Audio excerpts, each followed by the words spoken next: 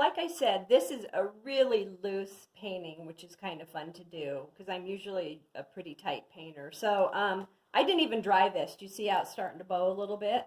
So what I want to do now is I want to kind of focus up here on this top portion of the foothill. So I took a little bit of Indian yellow, mixed it with burnt sienna, and a little bit of burnt umber, and I kind of got a really pretty, just kind of a terracotta, burnt sienna, a little bit of Indian yellow, and maybe a little bit of burnt umber, not much. So what I want to do now, and there's kind of that sandstone right here. It kind of gives the foothill a little bit of color. I'm just going to head and throw that on here.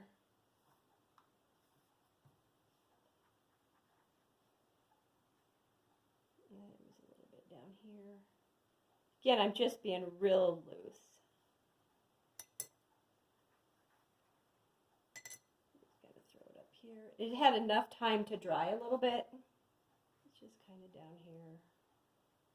Like I said, we're real loose. Now I'm going to take the, remember we mixed the burnt umber, a little bit of alizarin crimson, and a little bit of yellow ochre. And I'm going to go ahead, there's this back foothill back here. I'm just going to, this is kind of the same color as the trail. Just kind of do that. Back foothill, this is kind of behind the green. And then there's a little bit of it back here.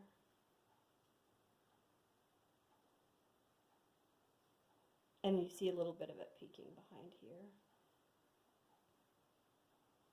That looks pretty good. Start getting a water spot here, as it's kind of, because it was kind of wet, I didn't wait for it to dry. I could just kind of take some water. Sometimes you can take your napkin too and just kind of daub it. Because we'll dry brush all on top of this and bring in some more technical stuff later. We don't want to be too technical because we want to keep it pretty loose. Okay, so the next thing we're going to do here, I can just take my napkin very lightly and just kind of sop up some of the excess water on these back foothills. I'm going to take a number 4, and I'm going to take my sap green and my ultramarine blue, and very lightly, I'm letting this kind of sit for a moment, or I kind of daub some of the excess water off. I'm going to put in, you've got the idea that you've got little pieces of sagebrush back here. And it's slightly wet, so it doesn't bleed too much. You've got to be careful.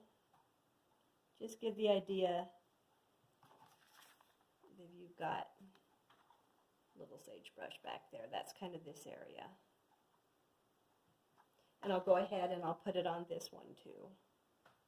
This one dried, so we have a little more control.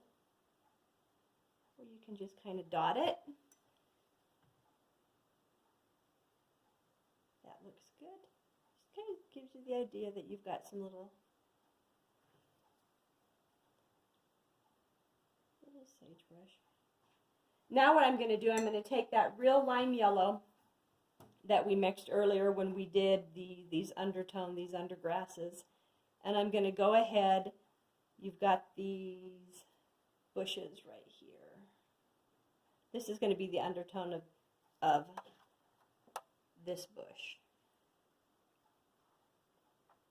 So I'm just going to do this. Here's that lime yellow I'm going to put in. Watch what I'm going to do. Just kind of daub it so it's not really wet. I'm going to take that sap green and ultramarine blue again.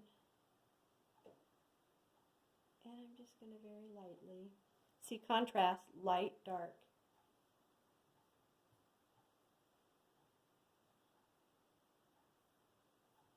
We've got a little bush here. And a little bit of the green peeking through.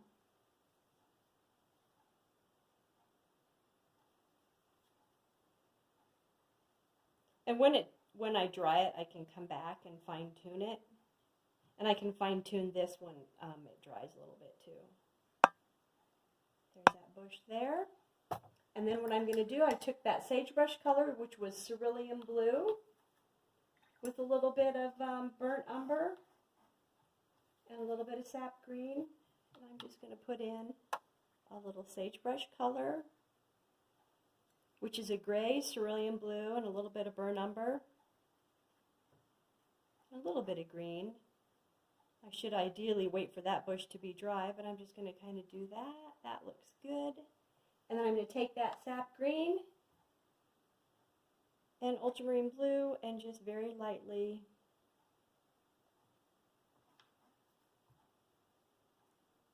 kind of put some shading in the sagebrush. That looks good. I think I'll leave that alone. Now what I want to do, that Indian yellow type color that we put in here, I'm going to go ahead and just run it. What I'm doing right now, I'm just kind of doing the foundation. Then I'll kind of fine tune this and clean it up a little bit. I'm just going to throw a little bit of that color right in there, just for some pizzazz.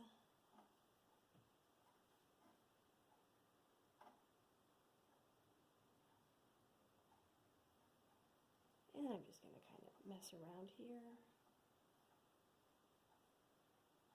These kind of dried a lot lighter. See, I put this in when it was slightly wet, so see how it bled up there? I never worry about that too much anyways, because what I'll do, I'll just pull it up, get rid of that water spot. I'll go take this and dry it with the hair dryer. And I'm going to dry brush some neat. I'm going to dry brush a few little things and such over the top. So I'm never really worried about that. And then I'm just going to take some of that sagebrush color and some of the browns. And I'm just going to go ahead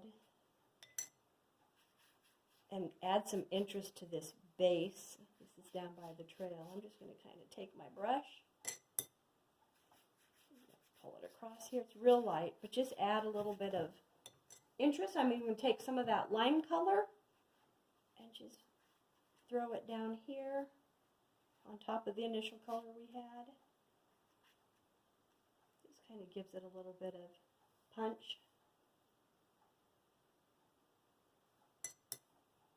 Come back with that Indian yellow if I want to. Just going to throw that on there. And you'll see me fine tune all this and it'll all kind of pull together too. I'll put some little spots on it.